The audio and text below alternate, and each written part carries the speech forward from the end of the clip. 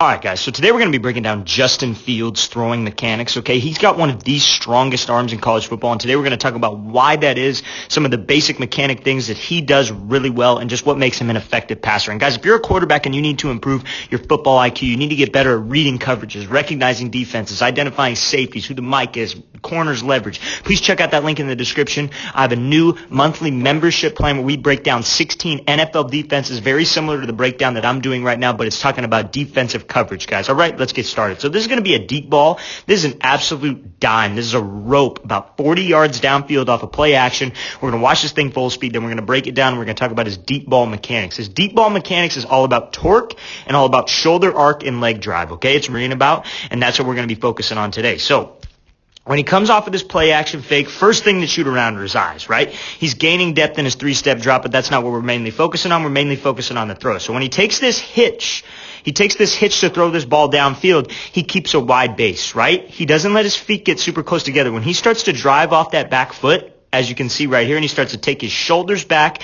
as his hips come forward, okay? I've heard a lot of coaches not teach this. They say getting to this opposite L is bad.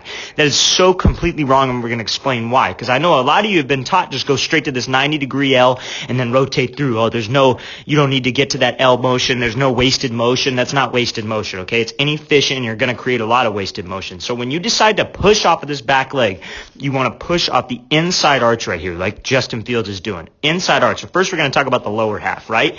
Now, how do you keep all the force that you produce from this back leg? You don't want to extend on this front leg. Fields does a great job of keeping a slight bend in this front leg and this front knee. Now, I'm not saying you have to be all the way down in a squat, right? But striking the ground with your toes first, right? Not going heel-toe, because the second you strike the ground with your heel, all your weight shoots up, right? You want to go toes first, which keeps a slight bend in this front leg, right? Now, you can see on the finish of the throw, he's in a very powerful position with his legs. That keeps the ground force that you produced from that back foot, okay? That's the most important thing. Now, when we drive off of this back foot, we got to get to this opposite L and we got to put our shoulders back. We want to think of it like a bow and arrow. We want my hips shooting forward as my shoulders going back. Now, when we're throwing a deep ball, like in this situation, the most important thing here is to have a 45 almost degree angle with your shoulders. Because if I'm flat with my shoulders and then my hip comes through flat, I'm not going to get the air that I need to drop it in over the top, right? Because throwing a deep ball, it's not about throwing it on a line. It's about throwing this thing with timing,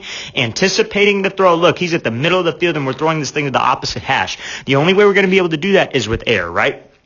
So his shoulders are arched. When he gets this front leg down, that's when this back hip is forced to come through, right? So you see this back hip start to come through. We want our back hip to come through before the ball. I've heard people say this too, that your back hip isn't supposed to, you're just supposed to rotate with your core. That's so completely wrong. Anybody who tells you that doesn't know what they're talking about, okay? So when we bring this ball back, we want my back hip to bring me to this 90-degree angle. You can see right here, Fields gets to this 90-degree, but his back foot's already on the ground. People are telling you to just lift to this 90-degree angle before this front foot even gets in the ground. You know what's going to happen when you bring this back foot in the ground?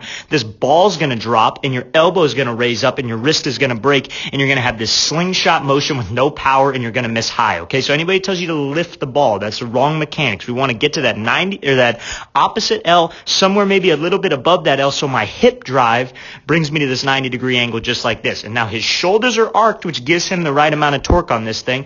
And when your hip comes through with your shoulders arched, it makes your core go up and over the throw. And that's how we get arc on the throw. That's how we get a better deep ball. And now on the finish of the throw, you can see his left arm is staying nice and tight to his body. That's another thing. We don't want to over-rotate. The second I take this left arm and I swing it way outside of my frame, I'm over-rotating. I don't have any torque. That left hand, you want to keep it somewhere in front of your face like you're eating a sandwich, as you can see right here with Fields. That creates torque. That gives you that torque. We want to keep our front side closed and our back side hip driving through the throw. That's the mechanics. When some of the best guys are doing it in college, and some of the best guys, you could look at previous videos in the NFL, are doing it, that's probably something you should be adding to your game, right? Now, lastly, when he finishes this throw, back shoulder rotates all the way through. You're not going to get rotation by swinging this left arm down. I've heard a lot of people teach that, and that's wrong. We want to keep that left arm nice and tight to our frame, and our back shoulder is what rotates all the way through to make sure we rotate completely on the ball. And you can see how this ball finishes. It's an absolute dime to the other side of the hash. That is a very big time throw by Justin Fields. Let's watch this thing full speed one more time. Again, keep the ground force. Drive your back hip. Shoulders going back. Arc your shoulders to get a better deep ball. Hip comes up and over. Rotate rotate all the way through the throw, okay? I know this is a lot of things, but if you can just get 1% better from this video, we did our job. So let's watch it full speed one more time. This is a great throw. Hitch, keeping a wide base. Back hip drives the ball, gets you to that 90-degree angle, okay? So now, this throw is going to be another great throw down the field. He's going to have to escape the pocket, get back on the platform, and then shoot the ball downfield. Let's watch this thing full speed, then we'll break it down.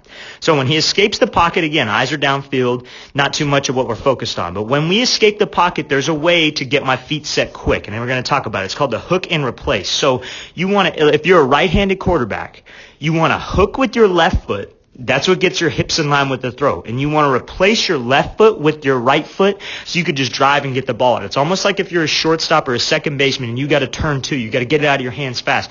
It starts with your feet. You're not going to rush the throw, right? We want to rush our feet, not the throw. So when Fields is coming out of the pocket here, you could see hook, hook, replace. So right here, hook with the left leg. Look where the right leg goes. Replaces the left leg, right? So this first step right here, hook with the left, replace with the right. Coming back, I'll show it to you again. Hook with the left foot, replace with the right foot. Now look what that does. That gets his hips, it gets his knee, hips, and shoulders in line with the throw, okay? That hook step is like you're just dropping an anchor out of a ship. That's what gets you to this powerful base. And as you can see, he's got a perfect base right now. His feet are just outside of his shoulders, hooked and replaced. And now when that right leg replaces, we could just drive right now, as you can see.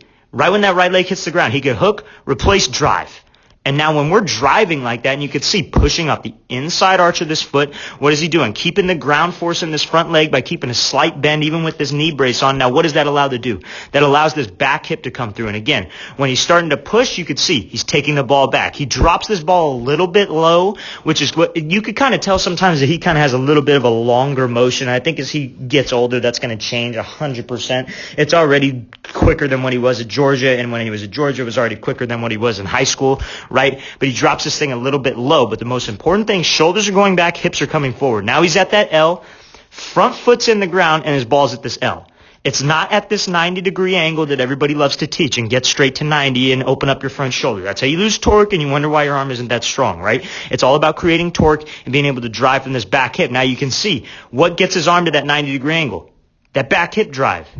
It's not because he's lifting the ball. He doesn't lift right to that position. It's his back hip that gets him there. Pushing off the inside arch, keeps a slight bend with his front leg, keeps his left arm tight in front of his body, and now what does he do? He rotates all the way through the throw, even getting on platform, and then you can see the result of the ball. That's a dime to the back of the end zone. Let's watch this thing full speed one more time. Again, guys, hook with the left leg, get your knee, hip, shoulder in line, replace with the right leg. Right when that right leg hits the ground, we could drive, hips go forward, shoulders go back, get that front leg in the ground, drive that back hip, and it's going to have a lot of torque if we keep that left arm nice and tight to our body. Let's watch this thing full speed. This is why he has one of the strongest arms in the NFL, or in college football, hopefully in the NFL soon. It's a great ball. Okay, so now this is time at Georgia. Now you're going to see how much his motion is developed, right? He's got a little bit of a long stride, and we're going to talk about that and why that makes his release a little bit longer. And you're going to see what the importance is of keeping a wide base, not being super narrow, because I've heard some people say that you need a narrow base, and that could not be the furthest thing from the truth. You need a wide base so your front leg will not stride out long. Okay, so let's watch this thing full speed. So you can see his base gets a little narrow while he's standing in the pocket, and he's got a little bit of a long stride. And we're going to show you how that affects this motion. So, as you can see, this is what a lot of people do in the pocket. They get to standing really tall. They get a little casual with their lower half. And while he's at Ohio State, he does not have this. And you guys have seen that. That's something he probably worked on in this offseason, was his base. Being able to get a little bit wider, generate a little bit more force from his legs, right? But he's a little narrow. And you can see when he pushes off this back leg, look at that front leg. His front leg should really be in the ground, maybe a split second faster, but you see how long it takes him to get that back leg out, which is why this release, you could see his elbow. His elbow starts to get a little bit wild and raise up, right? It's all because of that long stride. You watch him at Ohio State, that elbow isn't that wild because he gets that front leg in the ground, right? Now, if he were to just be a little bit wider with his base, gets this front leg in the ground, he could come from this L position, and that back hip will drive him right to that 90-degree angle. But because he overstrides, that elbow gets a little wild, and you could see the effect on the ball. The ball's got a big tail on it, so there's a lot of velocity, and we're going to talk about that. But that's just one of those things, guys. We always got to have a wide base and cut down the speed of that front, or cut down the time it takes needs for that front leg to get in the ground fast, right? So now we're going to talk about this back hip. Why did this ball have so much velocity? You see when this front foot gets in the ground, again, striking the ground with his toes. He still does that really well. Driving from this back hip, you could see how much force he's got. The back hip just supports the motion.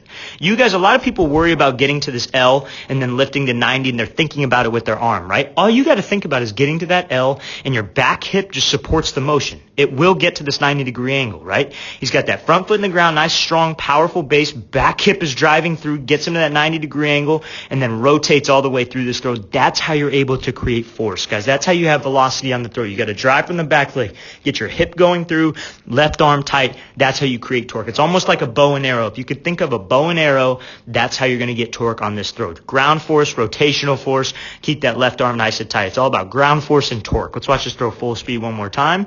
A little bit of an overstride. We understand the difference between him when he has a quick stride and then the difference of him when he has a long stride. All right, guys, I really want to thank you for watching. I really appreciate it, guys. Please leave in the comments who you would like to see me break down next, or any suggestions, any questions. I will make sure to get back to you guys, and I'll see you guys next time.